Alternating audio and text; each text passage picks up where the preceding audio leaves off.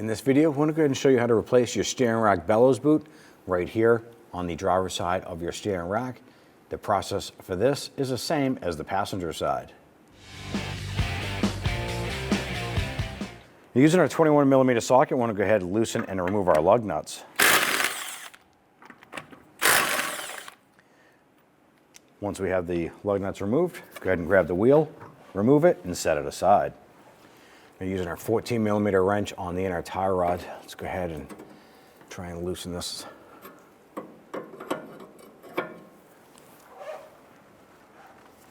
ahead and put our wrench on here. Now we did use some heat on this here because ours was rusted.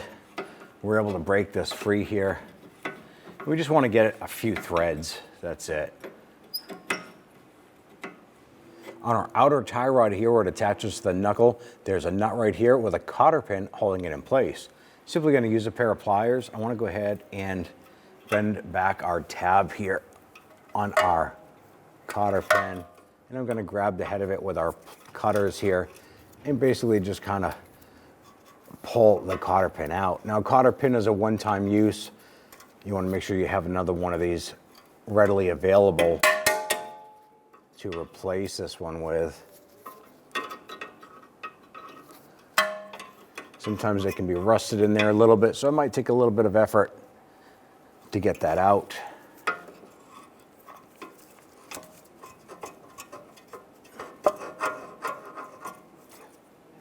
All right, we got ours out complete. We want to go ahead and remove this nut here. We're going to use our 21mm socket. Let's go ahead and loosen and remove this.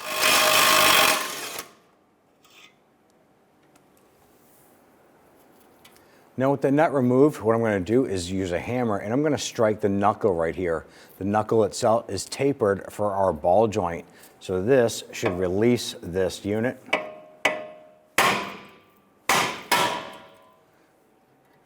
Now that we're loose, we're going to drop that down. Now what we want to do is we're going to spin off our outer tie rod on here. What you want to pay attention to is how many revolutions it takes to unthread this off of our inner tie rod. That way there, when we reinstall it, it's going to give us a preliminary alignment setting for our wheels.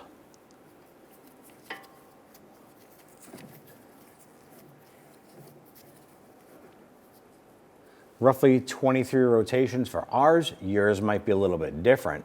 What I'm going to do is I'm going to use a crayon and I'm just going to mark 23. So I remember when I reinstall this here, how many revolutions it took to put it on. Let's go ahead and remove our jam nut here.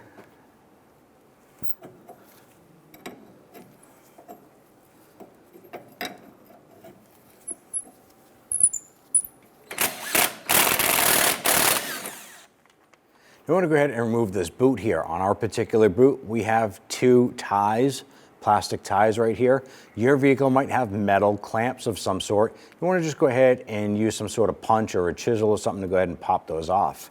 In our case here, simple enough. We're going to go ahead and use a pair of cutters here. Just pop those right off.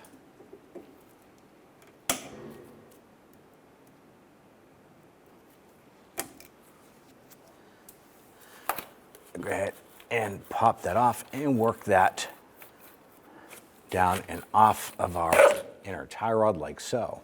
Now before we install our new boot here, we're going to go ahead and I'm going to apply some grease to the inside of this pivot point.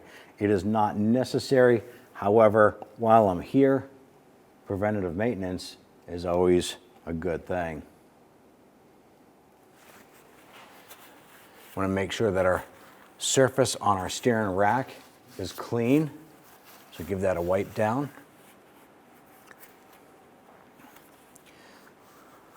You'll also want to inspect for any sort of power steering fluid that might be leaking out here.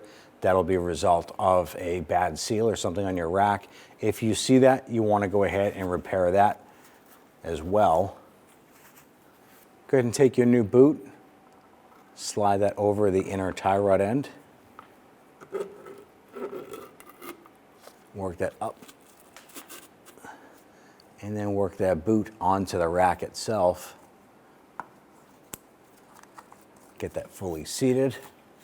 Now what we're going to do is we're going to use a plastic tie here. We're going to create our loop.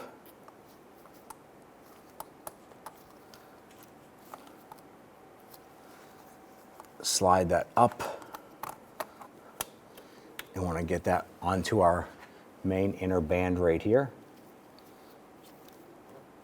I'm going to snug that down.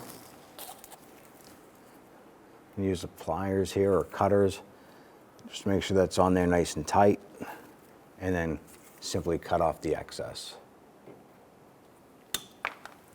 We're going to do the same on the outboard here. Now if yours has a metal band clamp, go ahead and reuse that outer one. If not, you can use a plastic tie like so. Make sure that's nice and tight and cut off the excess. Now on the threads here, we went ahead and cleaned the threads and I put some anti-seize compound on here.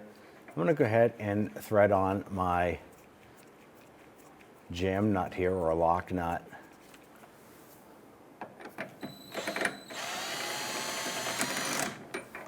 At this point here, we want to go ahead and install our outer tie rod here. Remember, we took 23 turns to take it off. It's going to take 23 turns to put it on.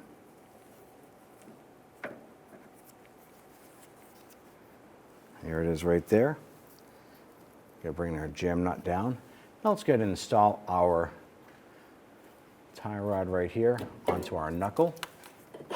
Let's install our nut on here. I'll make sure this goes on straight.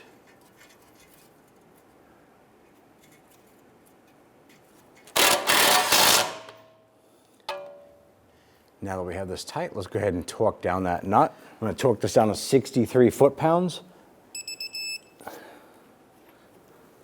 Now that we have our outer tie rod nut torqued to 63 foot-pounds, next thing we want to do is pay attention to the notch in our castle nut. Now we have to go ahead and install a new cotter pin, but our nut is actually blocking the hole for the cotter pin to go through. So what you want to do is continue to tighten this nut until the next notch in the nut lines up with the hole to put the cotter pin into. You never want to loosen it to line it up. You can continue to tighten it to do so.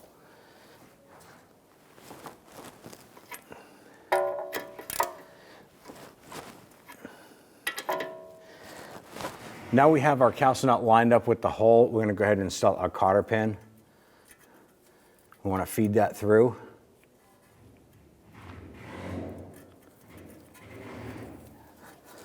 And we're going to use our pliers to go ahead and bend the tab up. We're going to feed that cotter pin all the way through.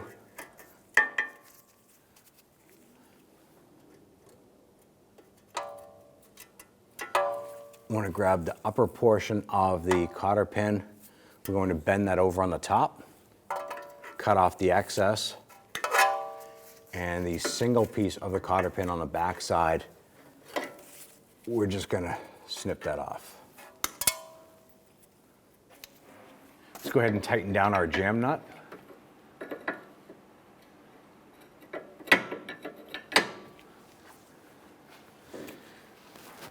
I want to make sure that this is nice and tight. Now what I'm going to do is I'm going to use a pair of pliers. I'm going to grab our tie rod end here. And I'm just going to go ahead and rotate that right to a neutral position so it's not twisted one way or the other. It's right, nice and level. This is all set. Let's go ahead and install your wheel.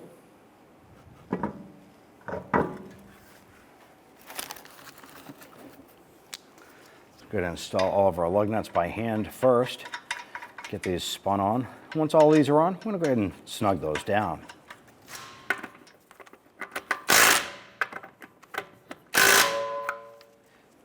Let's go ahead and torque down our lug nuts to 110 foot-pounds.